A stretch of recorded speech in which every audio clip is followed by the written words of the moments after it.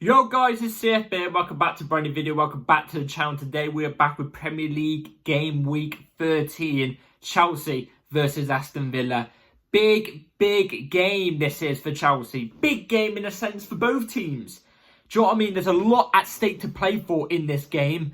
And oh my God, on a Sunday as well with the Sunday roast on top of it, it could be a great day if Chelsea get a win. We're going to be talking about the game today. For obviously the game that happens tomorrow. So before we do get into it, please like, subscribe, hit the bell notification so notified every time I upload a video. Also, first link in the description to my streaming channel, my second channel. Go and check those out, it'd be very much appreciated. And without further ado, let's jump straight into the video because Chelsea Aston Villa, big game. Over the years, we've seen Aston Villa getting better and better. They're becoming quite a decent team. Do you know what I'm trying to say? They're becoming quite a decent team under Unai Emery. And in general, there's a lot to play for in this game. This game is a six-pointer. If Chelsea want to be up there this season, if we want to be up there this season, potentially entering some sort of title race, even though, let's be real, it's unlikely. And we never thought we'd be in one, but we just wanted top four. If we want to be clarified straight into top four, you know, I'm happy with that. But I would also like it if we could sneak into some sort of title race. Like I said, it's unlikely it's going to happen. But these are the games you need to win. Arguably, Aston Villa is probably the toughest game for us in the remaining fixtures for the first half of the season. Because obviously the 18th game is like the end of the first half of the season. And then you move on to the second half of the season where you play other teams over and over. The next couple games, like the next 6 games that we've got, are all winnable games. These are all winnable games. In fact, on the fixture list, these are the games we need to be winning. And they're the games that we should be winning. Do you know what I mean? Aston Villa being one of them. Yes, Aston Villa are a tough team, but I think they're going through a period of form right now where they're not at their best. They are currently sitting 9th in the Premier League on 19 points. So if they win tomorrow, they are joint on level points with us. So that's a big gap from 9th to 5th, which we obviously are currently in 5th right now due to games that happened today. Arsenal have jumped us and Brighton have jumped us, but Arsenal have only jumped us by 3 points. So if we win tomorrow, we go ahead of Arsenal. Well, we go on the exact same points as Arsenal, but we've got to score 3 goals to tie up on goal difference, if you know what I'm trying to say. But it's in our favour tomorrow's game because it's at the Bridge. But quickly going back onto the table as well, you do have City, who are currently joint 3rd with Brighton. Obviously, City play Liverpool tomorrow. This is another big game. City play Liverpool tomorrow. Arguably, you'd be hoping for those two to draw, because if they draw, we go ahead of City by 2 points or 1 point. And we also catch up on 2 points or 1 point on Liverpool as well, who are up at first. So, you know, in a sense, and obviously we go joint points on level with Arsenal. So in a sense, we are hoping for Liverpool City draw tomorrow and Chelsea win. If we don't win tomorrow, we've made the whole situation tougher because, like I said, we'd pretty much be on similar points from 9th to, you know what I mean? We'll be on pretty similar points to 9th. Now, we don't want that. We want to comfortably be in the top 4. Do you know what I'm trying to say? We want to comfortably be in the top 4. We've had a good start to the season too. When you look at the games that we have played, we played pretty much every single tough side to play. Every single big 6 side as well. Bar Tottenham, they're literally, after Southampton, which is our next game on Wednesday, Tottenham's the one on the weekend. I don't class Tottenham as a tough game. I think that's an easy game. I think we should be winning those games. Legit, bar that, we've played pretty much every single bad team, every single good team. And we've only come away with 2 losses in that space of time. I think that's actually quite decent for us. Where we're at right now in our project, it's good. Maresca is currently doing really, really well. He's only lost 2 times. I'm hoping he doesn't make it 3 losses. I hope he makes it 7 wins. That's what I hope he makes it. Because like I said, there's a lot to play for in that sense. You know, so yeah, that's the Premier League table. That's the latest on the Premier League table. Teams have overlapped us, like I said, due to games happening today. Now, look, like I said, Villa are a good side. They've got good players, you know, players that they signed last season, like Onana, very good DM. In fact, I would have liked him at Chelsea, but he's not here. So, you know, screw him in a sense. But they got like Ollie Watkins, Is it McGinn? I hate him. Like their midfielder that they have. If that's his name, I hate him. I absolutely hate him. But he always has a stormer against us. And like I said, Ollie Watkins, didn't I? They have Matson from us. They also have John Duran as well, who always seems to have like some sort of a decent game whenever he makes a cameo against us. Obviously, we was after him in the summer as well. So look, they've got a good squad. They have, but they're in the Champions League right now, and currently they don't have, in my opinion, the squad depth to deal with the Champions League and the Premier League at the same time. They don't, and the other cup competitions as well. They don't. In fact, I've heard a lot of Villa fans complaining about it because apparently players are looking knackered already.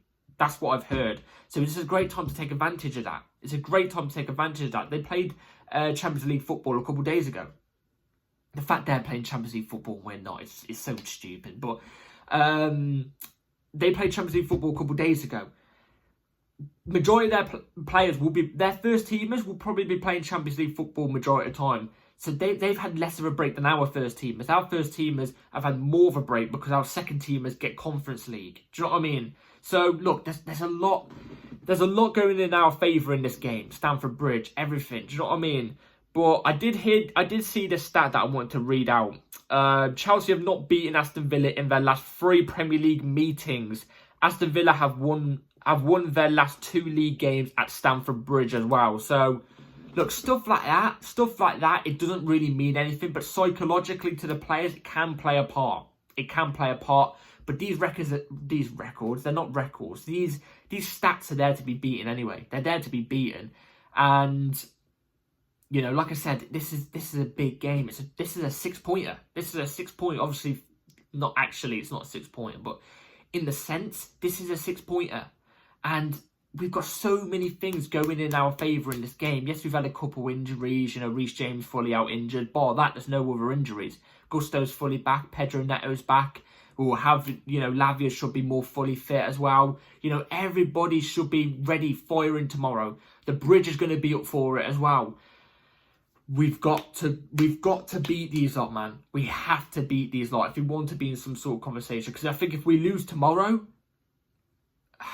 it's obviously we're not out of the top 4 race. But any sort of title race we're hoping to be in, which obviously is unlikely, that's completely gone. And top 4 race is way, way harder. Do you know what I'm trying to say? In my opinion, this is a perfect time to play Aston Villa. Perfect time to play Aston Villa. Are we going to take advantage of that, though? I don't have those answers. But obviously, I've got the predictions. I've got my predictions in my head and my heart. And I'm going to say that at the end of the video. But first up, I want to give you the lineup I want to go with for tomorrow's game. So, the 11 I'll be going for tomorrow is going to be on screen in a second. But obviously, I'm going to go through the players individually, and then I'm going to go through the reasons why I've chosen the player. So it's going to be right here on the screen. Philip Jorgensen in goal, Marc Cucurella left back, Levi Colwill, Wesley Fofana, your 2 centre backs, Gusto right back, Enzo Fernandez Caicedo in the double pivot, Jadon Sancho off the left, Palmer in the 10, Neto off the right, Jackson as the ST. So let me tell you the reason why I've gone through the players.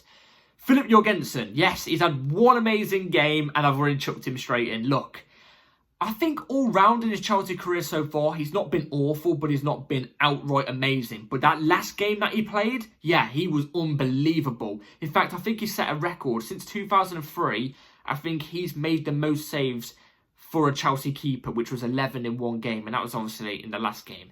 And like I already said, the 3 massive saves that he made, where it was pretty much one-on-one chances, were perfect. Perfect. And they're really, really good stops as well. Really strong wrists. Made himself look big in the goal as well, unlike Sanchez.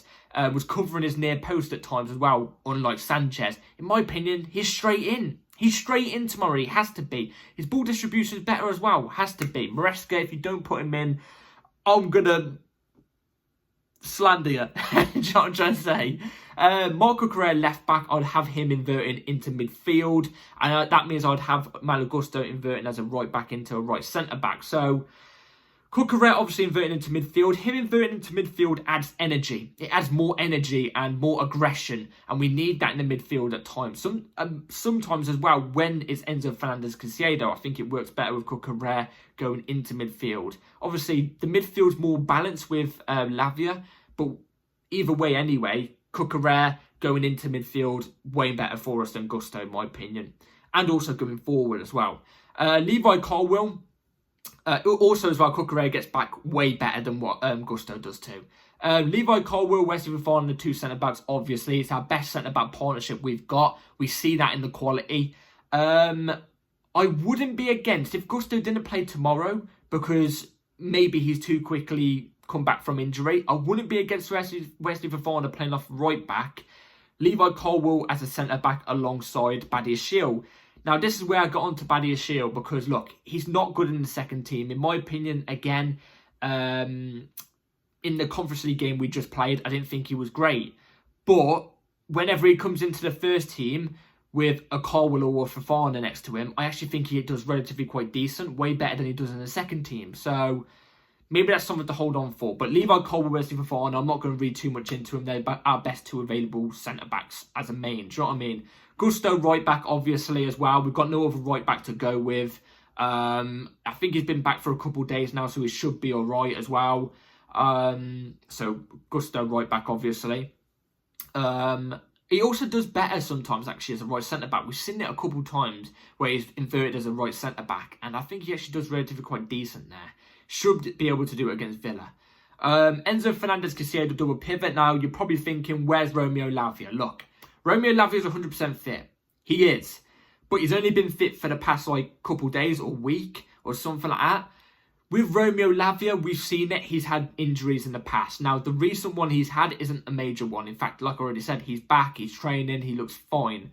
But I don't want to risk it tomorrow. Enzo Fernandez Caicedo did really, really well in the last game. So play him for this game. Play him for this game. If Enzo has another good game, then maybe we could keep it running. If he has an average game or, a bad game, that's when you bring on Lavia and see how he does. So obviously Enzo Fernandez Caicedo. Caicedo don't even need to talk much about. He's brilliant. Keep having him sweep the pitch and let Enzo Fernandez try and play a bit deeper. When he's pushed up too much, he doesn't play at his best. I want to see him a bit deeper at times, but I'd have them two in the pivot tomorrow. Jadon Sancho, obviously off the left. Now, I get it, he's only just come back from injury as well. I get it. I've seen a lot of people screaming for Mudryk. I've seen a lot of people saying Felix. That's why Felix didn't play in the Conference League. If Felix plays off the left, I wouldn't be against it in a sense. But I want to see Sancho back in. Sancho played, was it the full 90 in the Conference League game? The most recent one, which was his first game back from injury. And he got an assist. You know what I mean? And he looks quite decent. So, look, I'd play him again, personally. I think he should go straight into the lineup again. Cole Palmer's been off it the last few games, but he has been getting his legs battered. But this is Cole Palmer we're talking about. He's the most creative player we've got in our team. He's a threat always. He's got to play. Pedro Neto, again, another person that's just come back from injury. Seems like the majority of the team's back from injury, but let me cook.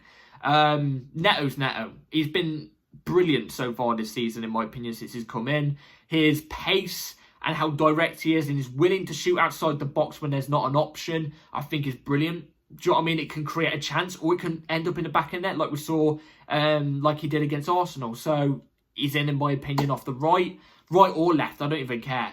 He's in. And then Jackson's the ST, obviously. I thought Nkunku did play well. I did think Nkunku played well. If Palmer doesn't have a great game, sub him, bring Nkunku on at 10. But I want Jackson to play full 90 tomorrow. I feel like this game is particularly suited to the way he plays. I think Aston Villa's centre-backs are very vulnerable to people taking them on, especially turning them inside out, and Jackson is especially great at that. So that is what I want to go with for tomorrow. Let me in the comments down below what your team lineup would be. So, now on to a score prediction. Chelsea Aston Villa. Look, I don't want to come on here and say this is going to be an easy game. It's going to be a landslide game, even though Aston Villa aren't on great form. Because I do think it's going to be a tough game. Ever since Unai Emery's gone to Aston Villa, he has really, really shaped them up to be a good team and a dangerous team. They're definitely going to come at us as well. I don't expect them to sit back and look to break us on the counter. In fact, I actually think it's going to be us more than likely to sit back and break them on the counter, because we are quite dangerous on the counter. And I think we're actually going to succeed on that if we do counter-attack them, because I think Villa are quite prone to counter-attacking teams from what I've seen so far. So I'm going to go with Chelsea 2,